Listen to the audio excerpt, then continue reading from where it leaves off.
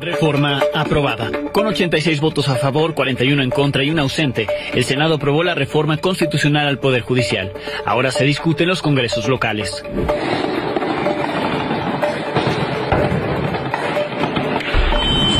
Hoy los puntos quebrados son, güey. Culiacán, día 3. Tercera jornada violenta en Culiacán, Sinaloa, con balaceras y bloqueos por la guerra entre sicarios del Mayo y los Chapitos. Escolta testifica. Un ex elemento de la policía municipal que daba seguridad a Nemesio Ceguera Cervantes testificó contra el Menchito durante el juicio en Washington. Después del debate, Kamala Harris y Donald Trump se encontraron y saludaron durante el memorial del 11 de septiembre, un día después del primer debate presidencial. En el estudio, Enrique Perret.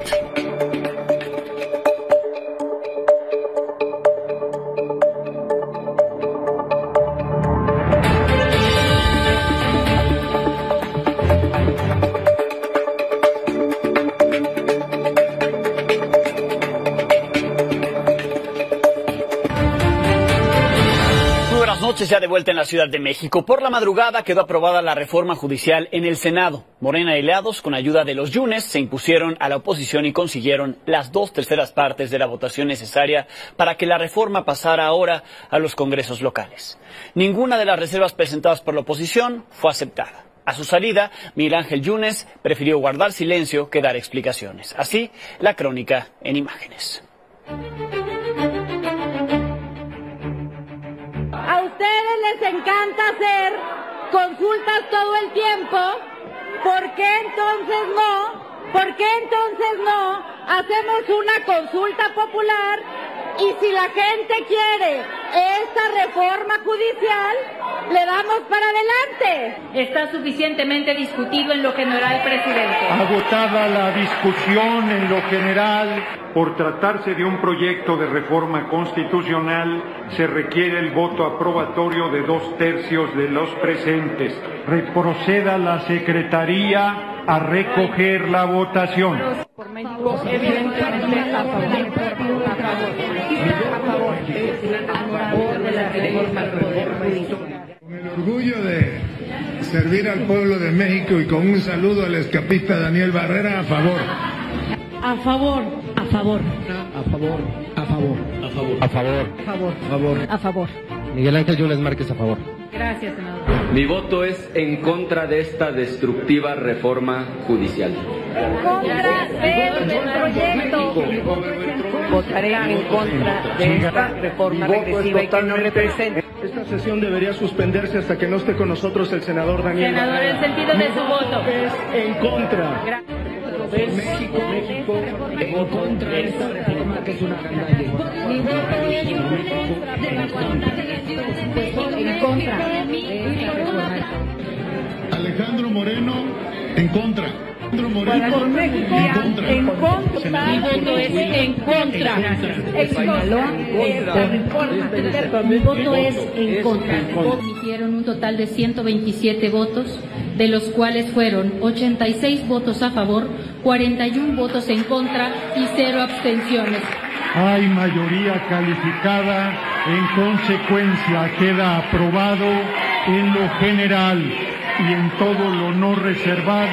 Me parece bochornoso que mientras tienen detenida la justicia para el pueblo con su paro, no tengan problema en romper su huelga para dar trámite a esas suspensiones ilegales o para entrar violentamente a detener por la fuerza los trabajos de esta soberanía. No quede duda que las senadoras y senadores que sí dimos la cara por México, que sí escuchamos, somos de una sola pieza. El Poder Judicial mexicano durante décadas, y ustedes lo saben muy bien, ha estado al servicio de la oligarquía, ha estado al servicio de intereses bastardos de los extranjeros que han financiado los movimientos que ustedes han provocado, incluso la violación de nuestro recinto legislativo. Yo le pido a los juzgadores, a todos aquellos que tienen dudas legítimas de esta reforma, que se defiendan ante los tribunales internacionales. No nos podemos quedar sin mecanismos de defensa. No podemos renunciar a defender a la patria. Un total de 127 votos, de los cuales 86 son a favor, 41 son en contra y ninguna abstención. Hay mayoría calificada. Está aprobado en lo general y en lo particular el proyecto de decreto por el que se reforman y adicionan y derogan diversas disposiciones de la Constitución Política de los Estados Unidos Mexicanos en materia de reforma al Poder Judicial. Te hemos cumplido, pueblo de México. Yo tengo libertad de expresar mis opiniones y yo permanezco en el Partido de Acción Nacional. ¿No es incongruente con todo lo que expresó su padre de López Obrador ahora votar una reforma que él propuso, senador? ¿Dónde estuvo todo el día, senador?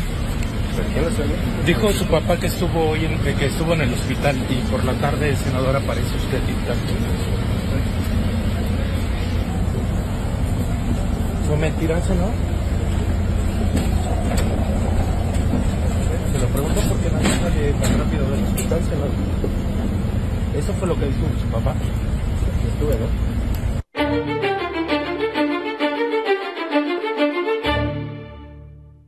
Pues sí, quién sabe cómo se recuperó tan pronto Miguel Ángel Yunes de la columna. Hoy la Comisión Permanente Nacional del PAN anunció que lo expulsará a él y a su padre. A la lista se sumará la diputada local de Oaxaca, Natividad Díaz, por votar a favor de la reforma judicial en el Congreso local oaxaqueño, donde fue aprobada esta reforma solo 2 horas después de que se aprobó en el Senado y se aprobó por unanimidad.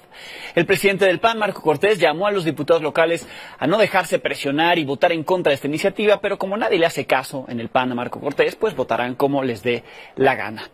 Debido a la aprobación de esta iniciativa, los trabajadores del Poder Judicial de la Federación que estaban frente al Senado en Paseo de la Reforma marcharon al mediodía. Lo hicieron hacia el Ángel de la Independencia y la directora de la Asociación de Jueces y Magistrados Federales, Juana Fuentes, dijo que la suspensión de labores no se levanta, que utilizarán las herramientas legales para defender la independencia judicial. Por la tarde se retiró una buena parte de quienes se mantenían en este plantón frente al Senado. Algunos se fueron hacia San Lázaro, mientras que trabajadores del Poder Judicial que permanecen justo en la Cámara de Diputados informarán mañana si se retiran o se mantienen ahí hasta el próximo 1 de octubre. Comerciantes y franeleros de la zona exigieron que sean retirados los manifestantes porque afecta a su fuente de ingresos, una fuente, por cierto, ilegal de ingresos. Las protestas se extendieron también a las sedes de varios congresos estatales, donde ya fue recibida, empezó a discutirse esta reforma constitucional. En algunos puntos como Michoacán, Chiapas y Tamaulipas no pasó a mayores. En Puebla sí, hubo hasta empujones. Ahí vemos algunas de las imágenes al exterior de cada uno de estos congresos y el interior. Hubo otros lugares donde ocurrieron portazos, hubo hasta golpes. En Colima un magistrado resultó herido tras recibir un ladrillazo, mientras los manifestantes confrontaban a la policía estatal.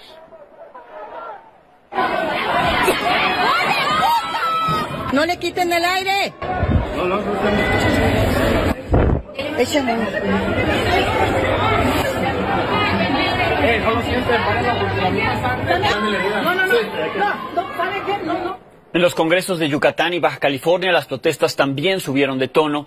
En este último punto, uno de los trabajadores del Poder Judicial acabó ensangrentado tras los golpes que recibió.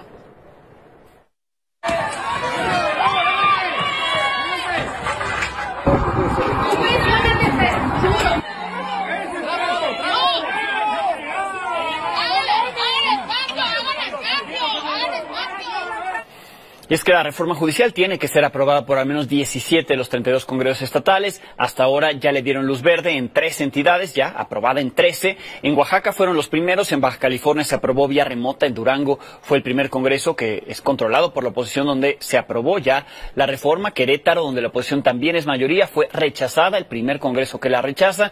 En comisiones se espera que mañana ocurra lo mismo en el Pleno. Mañana la discuten los congresos de Tamaulipas, el de la Ciudad de México, el del Estado de México. Para el fin de semana se espera que llegue a Chiapas. El lunes se discutirá en Nuevo León. En otros 11 congresos estatales aún no hay fecha para discutirse. Mientras tanto, el INE ya alista la elección de jueces, magistrados, ministros para el próximo año. La consejera presidenta Guadalupe Tadei dijo a Milenio que se va a necesitar un presupuesto similar al de la elección federal de este año, que sería más o menos entre 8.200 millones de pesos. Eso es lo que ella consideró. Dijo que los mayores retos de organizar estas elecciones judiciales radican en definir las reglas operativas y lograr consensos con el Poder Legislativo para tener el dinero suficiente. Agregó que están definiendo cómo será la jornada electoral, porque aún no se especifica cómo empatar los distritos electorales con los circuitos territoriales con los que opera el Poder Judicial. Esta fue la reacción en los mercados ante la aprobación de esta reforma. Hoy la Bolsa Mexicana de Valores tuvo un cierre positivo, subió ligeramente, 0.44% en comparación con su cierre de ayer. En cuanto al tipo de cambio, el dólar cerró en 19 pesos con 83 centavos, lo que significó también un avance para el peso de 1% frente a lo que ocurrió ayer. El próximo secretario de Economía, Marcelo Ebrard, defendió la reforma al Poder Judicial, aseguró que no interferirá con las inversiones en México, así lo dijo al salir de un evento en la Ciudad de México. No veo por qué va a interferir con el flujo de inversiones. El flujo de inversiones va a seguir. Hoy es una reforma judicial. Bueno, la vamos a implementar bien. México va a mejorar su sistema de judicial. Lo que va a ocurrir es el resultado que se busca. Y la integración económica no solo va a continuar, sino va a crecer. Todas las inversiones están protegidas por la ley. No hay ninguna disposición en la reforma judicial que pudiera poner en riesgo una inversión. No tiene por qué. México tiene firmado tratados internacionales. La Constitución protege la propiedad de las inversiones que son legítimas. Entonces yo no veo ninguna razón para pensar que va a haber una legislación de inversiones, más bien lo contrario.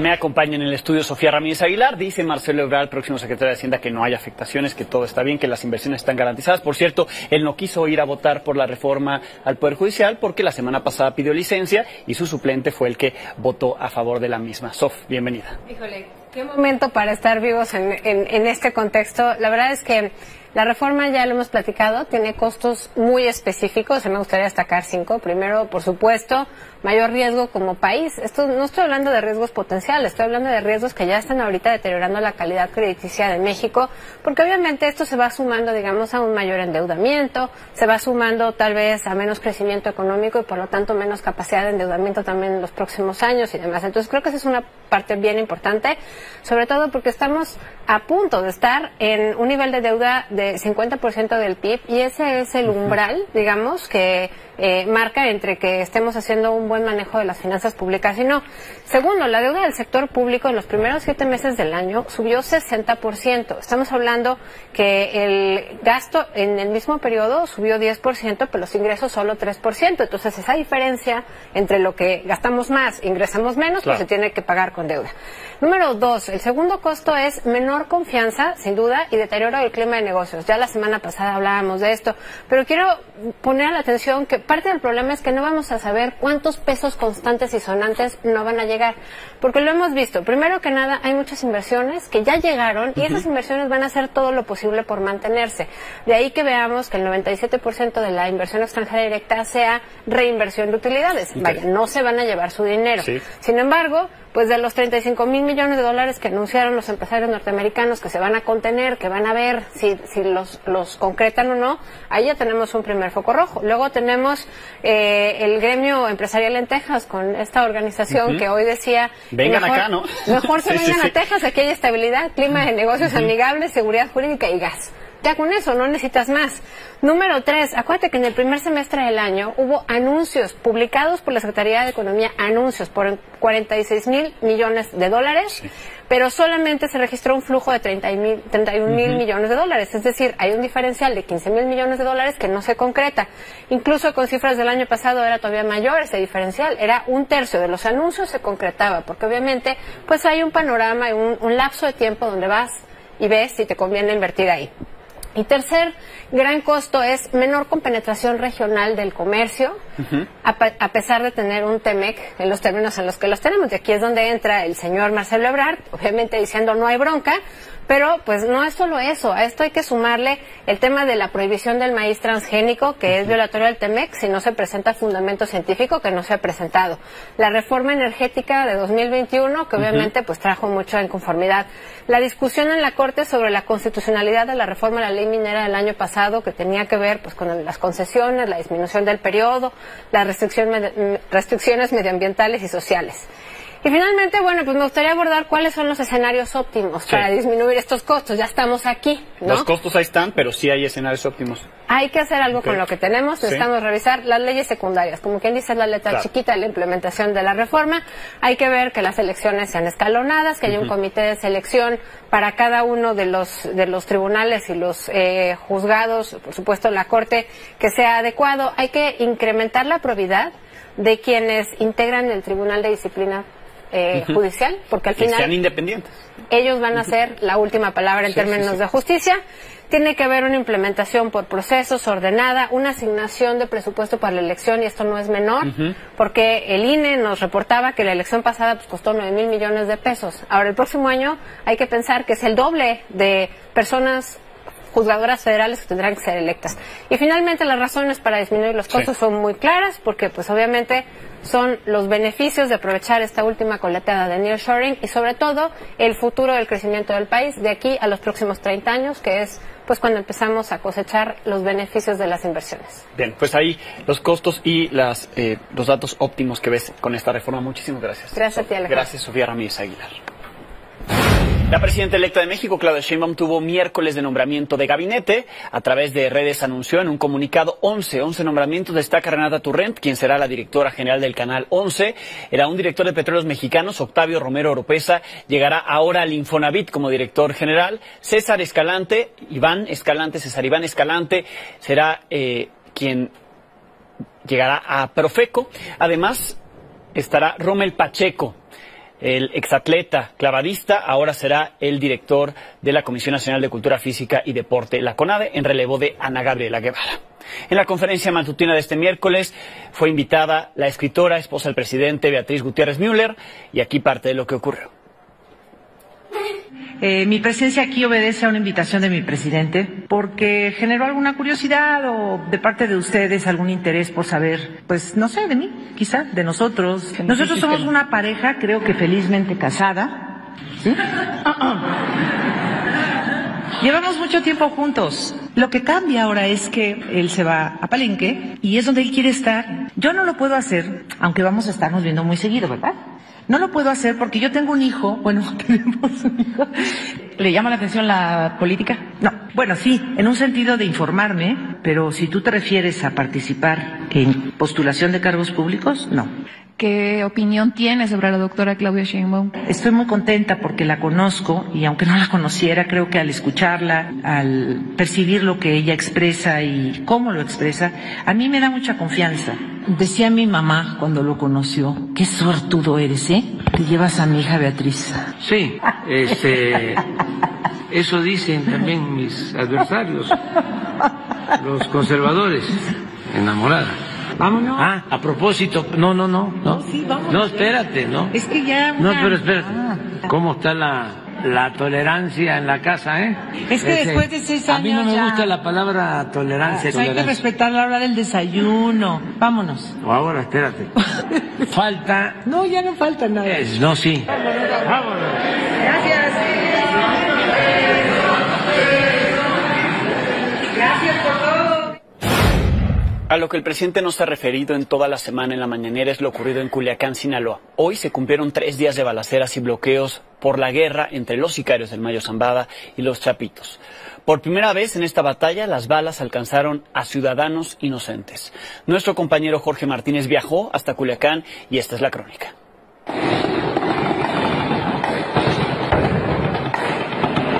Quiero manifestarle a la población que siendo responsables tendríamos que admitir que pueden seguirse presentando estos eventos de violencia focalizados. Hoy los puntos quebrados son, güey. Por tercer día consecutivo, en zonas rurales y urbanas de Culiacán hubo enfrentamientos, bloqueos y quemas de vehículos como parte de la disputa territorial entre la Mayiza y los Chapitos. ambos facciones del cártel de Sinaloa. Uno de los incidentes ocurrió poco después de las 8 de la mañana en la maxipista Culiacán-Mazatlán, donde incendiaron 2 camionetas repartidoras.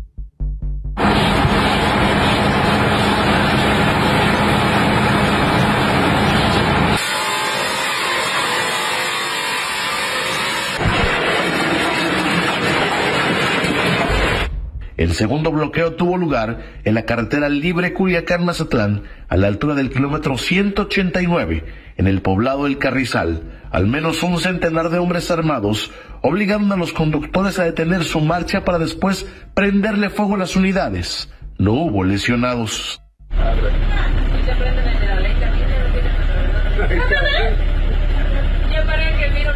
En este mismo tramo carretero, los delincuentes colocaron ponchallantas. También lo hicieron en el bulevar Pedro Infante, en plena zona urbana de Culiacán. Ponchallantas aquí por la salida del túnel de la Ley del Valle, tengan precaución. Mientras tanto, en la sindicatura de Quila, 4 trabajadores de una empresa que viajaban en un camión de transporte de personal resultaron heridos de bala al quedar en medio del fuego cruzado. Bájate. ¡Habla de la ambulancia! También se reportaron actos de rapiña. Habitantes de Quila se apoderaron de muebles y electrodomésticos de un camión que fue atravesado en los bloqueos. Pero pues se fueron a cargar, no lo cargan así rápido. Por la mañana, el secretario de Seguridad Pública de Sinaloa presumía la tranquilidad que se vivía en la capital del estado. Amaneciendo la ciudad y el estado con una tranquilidad normal y todo en orden. Las actividades escolares se mantienen suspendidas, mientras que los comercios operan parcialmente, al igual que el transporte público. Las autoridades confirmaron la detención de 4 personas en El Dorado y el aseguramiento de varios vehículos blindados y artillados. Con imágenes de Nicolás Galván e información de Manuel Aceves y Jorge Martínez, Milenio Noticias. Por la tarde, la fiscal de Sinaloa, Claudia Zulema Sánchez, ofreció un recuento de lo que ha dejado esta guerra entre Mayos y Chapitos.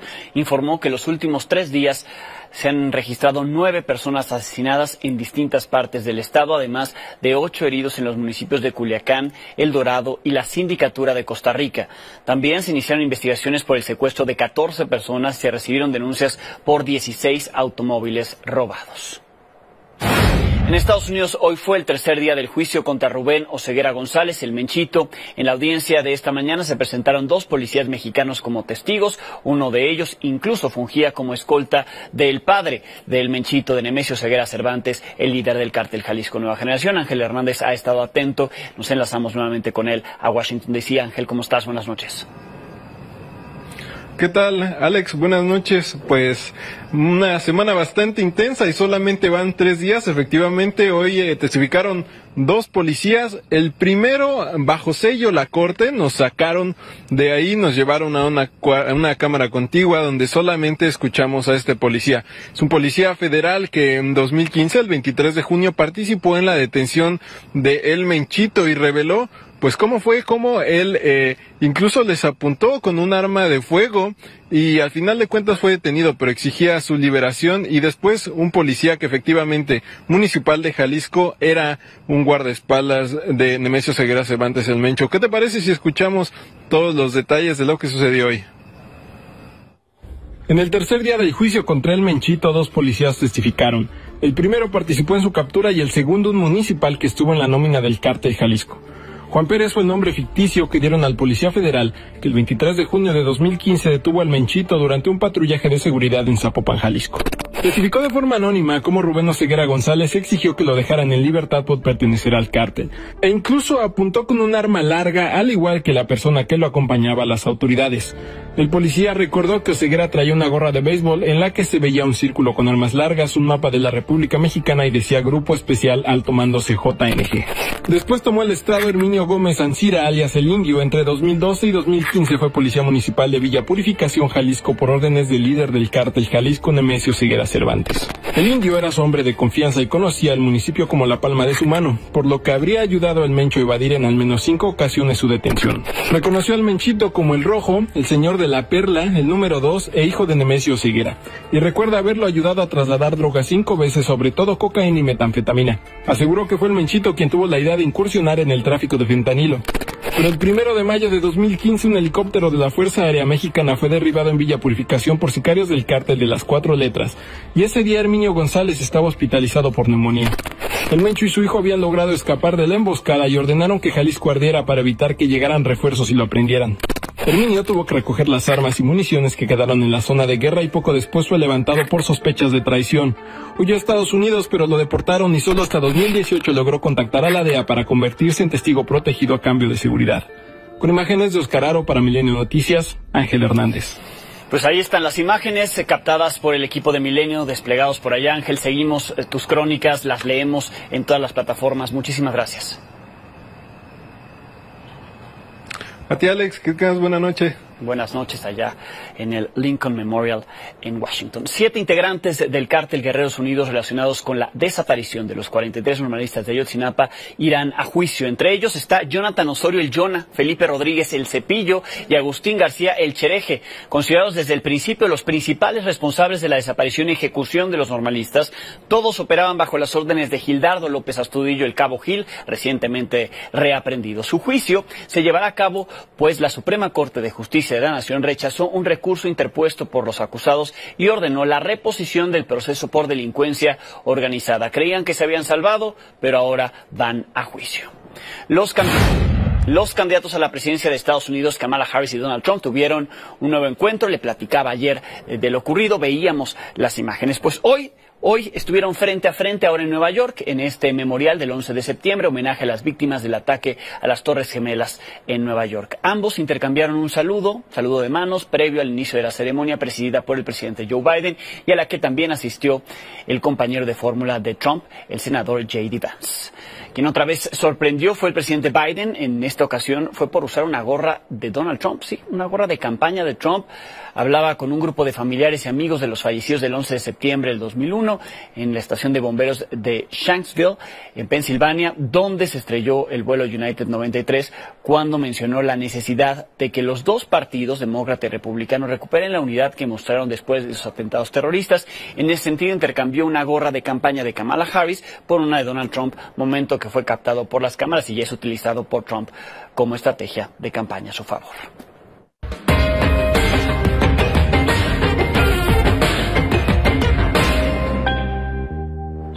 Hoy Enrique Perrete está en el estudio. Enrique, bienvenido. Alex, mil gracias por tenerme acá. ¿Cómo viste el debate? Primer encuentro frente a frente, Kamala Harris, Donald Trump. Desde ayer yo veía muy optimistas a los demócratas, sí. Pero ¿cómo lo viste tú? ¿Cómo lo percibes? A ver, de entrada entretenido, ¿no? Sí. Creo que nos habíamos acostumbrado a algunos debates medios aburridos, más por las personalidades de quienes estaban ahí, pero me parece que ayer, creo que ya lo vimos todo el día de hoy. Creo que la evaluación general es que Kamala Harris saca mucho provecho de este primer encuentro con Donald Trump. Me parece que Kamala también saca provecho ante su audiencia, ¿no? Los que a lo mejor ya están seguros, pero que todavía tenían dudas. O sea, hay que reconocer que Kamala venía cargando ciertas dudas desde antes de su nombramiento, digamos, pero ha ido poco a poco haciendo ese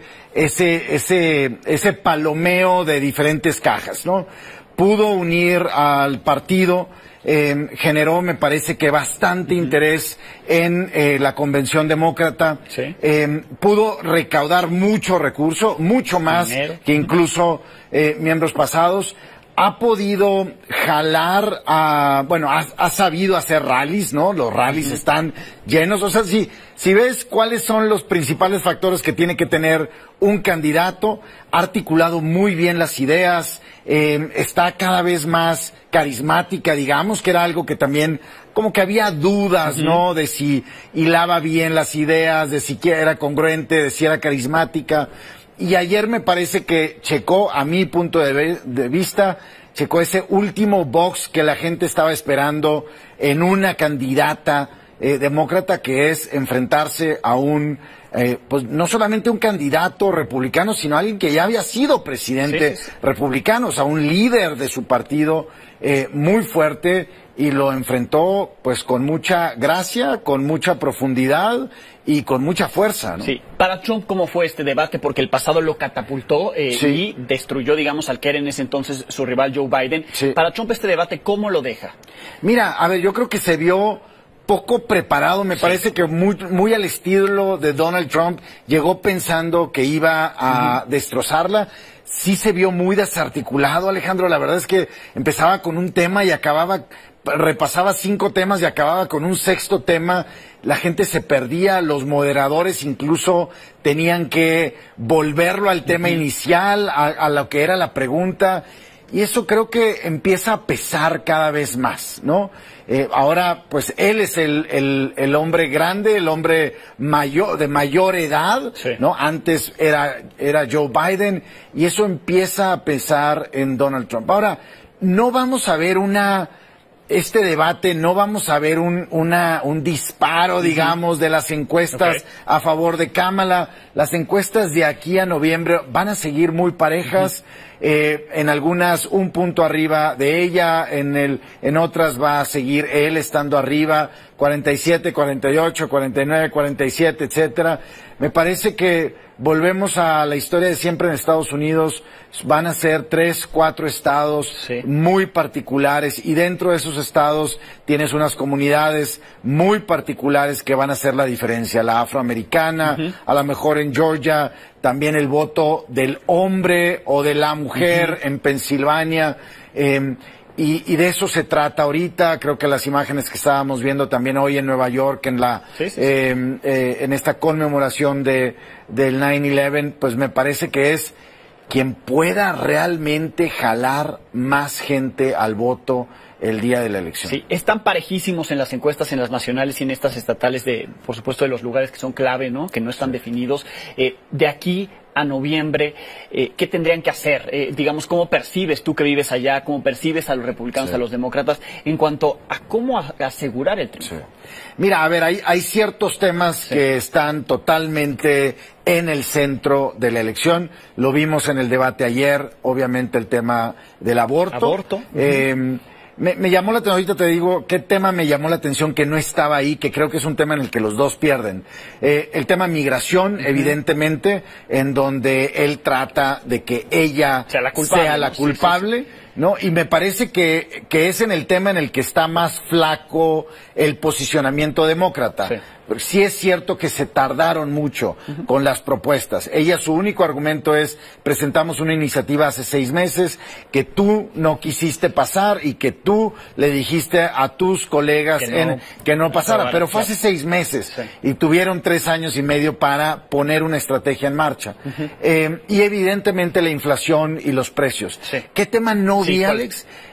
Hoy en Estados Unidos, y recientemente se ha hablado muchísimo de que hoy la principal causa de muerte en los menores, en los niños y jóvenes menores de 18 años, ya es el arma de fuego, ¿no? Y tú ves las gráficas de cómo ha ido incrementando. No se habló de estos mass shootings, ¿no? De las ¿cómo le llamamos? Pues ataques masivos, digamos, con arma de fuego en los Estados Unidos, ya sea en una escuela o en las calles, en un concierto, etcétera, que ha habido decenas y decenas este año. Un mass shooting se considera arriba de más de 4 personas involucradas en el evento, ya sea heridos o muertos, y no estuvo presente. O sea, las armas de fuego como un elemento causante de una... Nada más Trump mencionó en una parte que tú les quieres quitar el arma, ¿no? A las personas, ¿no? Pero más allá del control de armas, para evitar eso. Y se mencionó como en un contexto más estaban hablando del aborto y de la muerte. Donald Trump decía que en algunos estados ellos querían matar a los niños ya una vez nacidos, ¿no? Lo cual, pues, es mentira.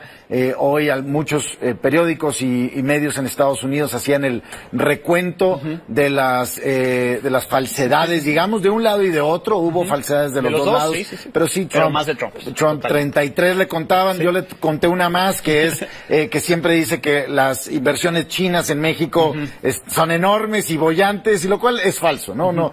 No se están creando fábricas de coches chinos aquí en México para exportar a los Estados Unidos. Eso es falso, ¿no? Bien, Enrique, pues estamos atentos a ver cómo evoluciona la semana. Platicamos contigo la siguiente, ya después de este cara a cara, y a ver si Trump se anima al segundo, porque Harris dijo, quiero volver a debatir. El otro tema es recurso. Para hacer una campaña en un país tan grande de 350 millones de habitantes, 50 estados, tienes que tener mucho recurso. Vamos a ver quién logra eso. Bien, Enrique, muchísimas gracias. Alejandro, Enrique Perret, ahora acá en el estudio. Pausa, volvemos. El impresentable expresidente de Perú, Alberto Fujimori, falleció a los 86 años debido al cáncer que padecía. La noticia fue confirmada por su hija Keiko Fujimori a través de sus redes sociales. Pese a su estado de salud, tenía intenciones de presentarse en las elecciones de 2026. Increíble.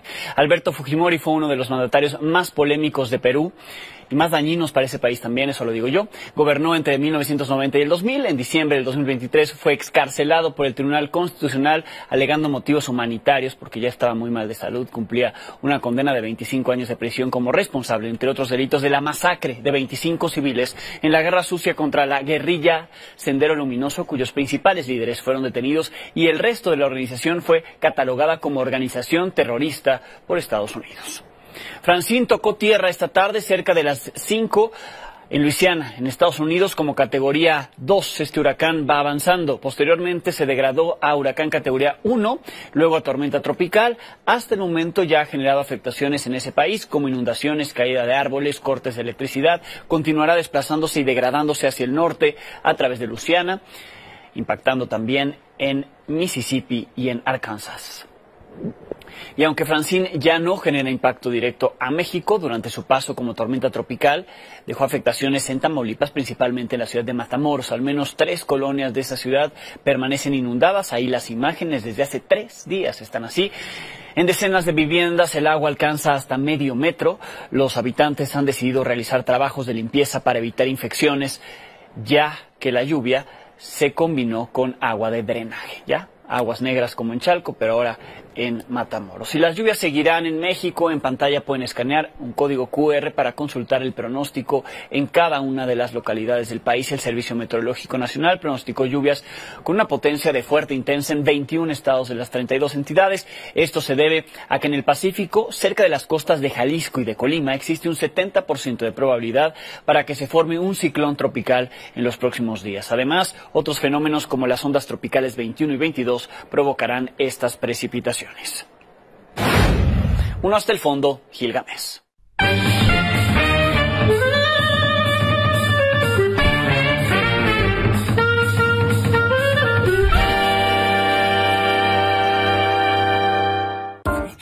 Había pasado la tempestad de la lluvia ácida en el Senado cuando Gil leyó en su periódico Milenio, en una nota de Pedro Domínguez, lo siguiente. El presidente Andrés Manuel López Obrador aseguró que no se negoció nada con el senador panista Miguel Ángel Yunes Márquez a cambio de su voto a favor de la reforma judicial y, por tanto, se dijo satisfecho por la aprobación de su propuesta. Con cualquier voto. Bien dicho.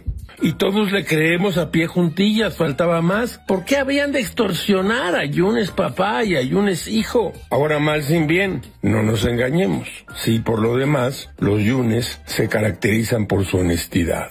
Y no dejemos de lado el hecho de que Marco Cortés los hizo panistas y les dio la senaduría titular al hijo y la suplencia al papá. Gil no quisiera decir picardías, como decía su extinto padre, pero no manchen. Y Gil pensaba que los senadores del PAN estaban amarrados. Las sospechas de Gamés de un traidor rondaban al PRI, Alito. Ah, ingenuo Gilga. Por lo demás, la cueva del PAN en este momento debe ser una jaula de pájaros. Y Cortés no piensa renunciar. Lo ha perdido todo, completamente todo, y se aferra a la dirigencia nacional. Esa es hoy la esencia de la oposición, la necedad inútil. Todo es muy raro, caracho. Como diría Mario Puzo, La fuerza de un ejército se funda en su mutua lealtad. Gracias, Gil. Con esto nos despedimos. Mañana tendremos algo nuevo que contarle a las 22 horas.